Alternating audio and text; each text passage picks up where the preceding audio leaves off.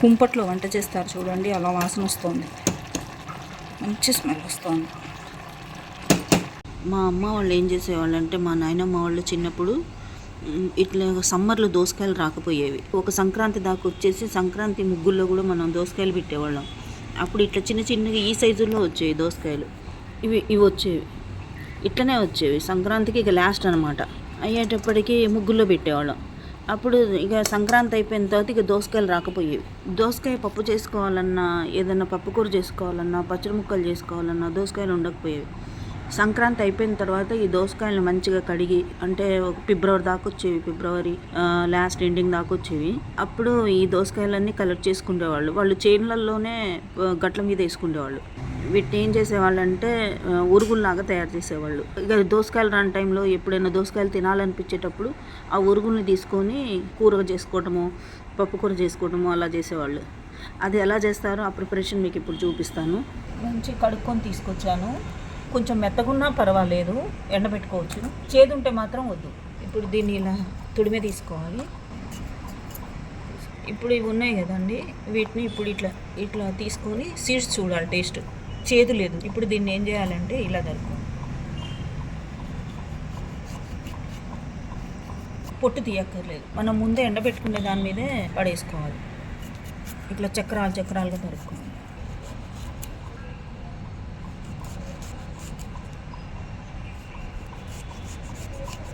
మళ్ళీ ఇప్పుడు దీన్ని చూసుకున్నామండి, చేదు తీపి. విత్తనం తీయకుంటే చాలు, ముక్క చూడక్కలే, చక్కగా పుల్లగా తీయగా ఉంది. మళ్ళీ వీటిని ఇలానే తరుకోవాలి. ఇట్లా చేదు తీపిలు చూసుకొని, మధ్యకి తరిగి చేదు తీపి చూసుకొని ఇట్లా తరుక్కోవాలి. పాతకాలం నాటి వంటలు పోగొట్టుకోకూడదని ఈ వంట చేసి చూపిద్దామని అనుకుంటున్నాను. మా నాన్నగారు మేనత్త వీళ్ళందరూ పెట్టేవాళ్ళు. మా అమ్మ మేనత్త, మా నాయనమ్మ అయితే బాగా చేసేది, మా నాన్నగారు వాళ్ళ అమ్మాయి.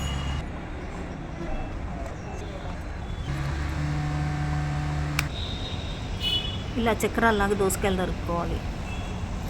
ఎండలో పెట్టేస్తాను ఇవి తీసుకెళ్ళి. ఈ దోసకాయ ముక్కలు ఇప్పుడు వీటిని ఒక కవర్లో వేసేసి ఎండబోద్దాం.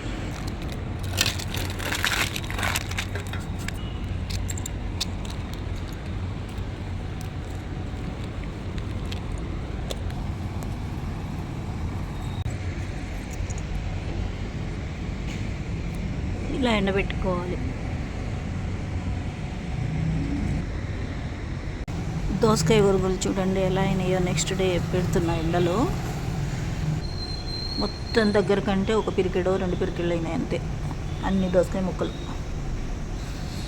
పల్చగా అయిపోయినాయి. చూడండి ఎంత పల్చగా ఉందో. ఇవాళ ఎండ పెడదాం పైన. పొద్దున్నే ఎండ వస్తే బాల్కనీలో పెట్టాను, ఇప్పుడు ఎండపోయింది. ఇప్పుడు పైన ఎండ పెట్టేసేద్దాం. దోస వరుగులు ఎండబెట్టుకున్న తర్వాత తీసుకొచ్చుకొని ఇక ఇట్లా ప్లేట్లో పోసుకున్నానండి. ఈ దోస వరుగులతో మనం ఎట్లా చేయాలి, ఏ రకంగా చేయాలి, దీని ప్రాసెస్ ఏంటి అనేది ఇప్పుడు మీకు చూపిస్తాను. 1 కప్పు మనం కందిపప్పు పోసుకుంటున్నాం. ఈ కొంచెం పప్పు పోసుకున్నాం. కందిపప్పు కడిగి తీసుకొచ్చాను. ఇప్పుడు ఈ గ్లాస్తో గ్లాసుల వాటర్ పోతాం.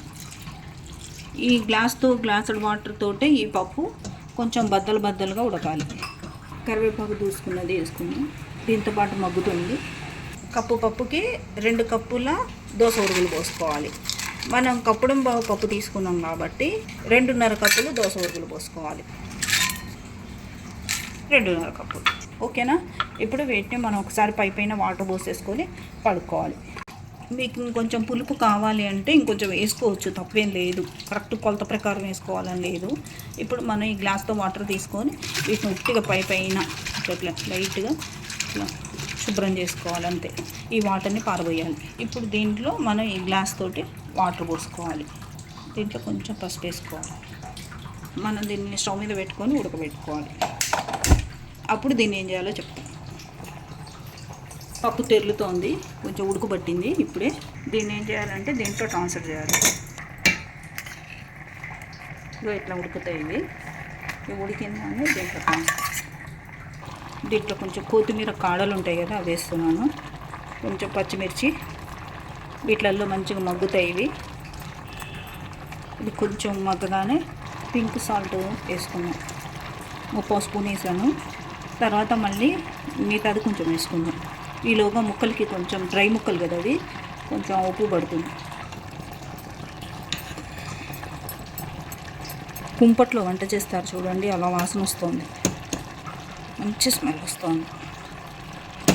చూడండి ఎలా ఉడికిందో, మంచిగా ఉడికినాయి ఒరుగులు, చక్కగా ఉడికినాయి కదా. ఇంకొక 2-3 మినిట్స్ మూత పెట్టి ఉంచుతాం. ఒకసారి మూత తీద్దాం. చక్కగా ఉడికింది. స్టవ్ ఆఫ్ చేసుకొని దీని మీదే ఇలానే ఉంచాలి. స్టవ్ ఆఫ్ చేసుకొని ప్యాన్ పెట్టాను, స్టవ్ వెలిగించుకున్నాను. కొంచెం ఆయిల్ వేద్దాం. కొంచెం శనగపప్పు, ఒక 1/2 స్పూన్ శనగపప్పు, 1/2 స్పూన్ ఆవాలు, 1/2 స్పూన్ జీలకర్ర, 1 స్పూన్ మినపప్పు, కొంచెం ఎండుమిర్చి, ఇంగువ, కొంచెం మెంతిపిండి. ఒకసారి కలుపుకుందాం.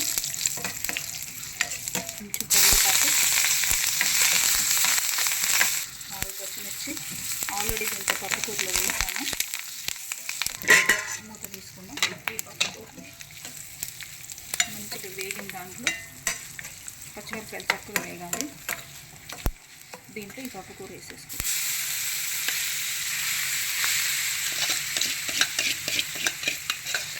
ఒక్కసారి స్టవ్ హై మీద పెట్టుకుని దీన్ని మొత్తం ఇట్లా మంచిగా కలుపుకోవాలి. మంచిగా వేగాలండి పప్పుకూర. దీంట్లో మళ్ళీ కొంచెం పసుపు, కొంచెం ఉప్పు, ఈ 1/2 స్పూన్ సరిపోతుంది. మళ్ళీ పైకి కిందకి ఒకసారి ఇవన్నీ కలవాలి. ఇట్లా లైట్గా అడుగంటికి ఎంత టేస్ట్ వస్తుందండి. కొంచెం కారం వేసుకుందాం. పచ్చిమిర్చి వేసాం కదా, కొంచెం పచ్చిమిర్చి కారమే ఉన్నాయండి. ఈ కారాన్ని మళ్ళీ కలుపుకుందాం. చక్కగా వేగిందండి పప్పు కూడా.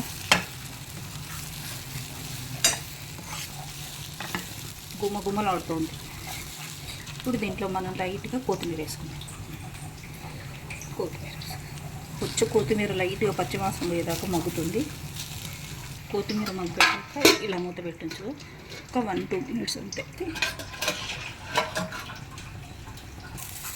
చక్కగా వేగించు. ఇలా డ్రై రోస్ట్ అవ్వాలి.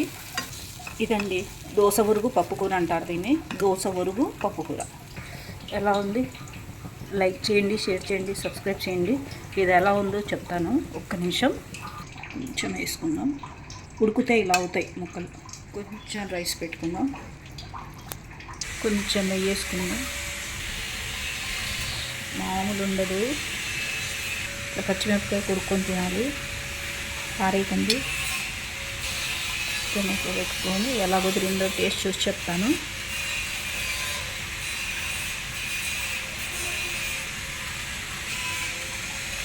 ఎంత బాగుందంటే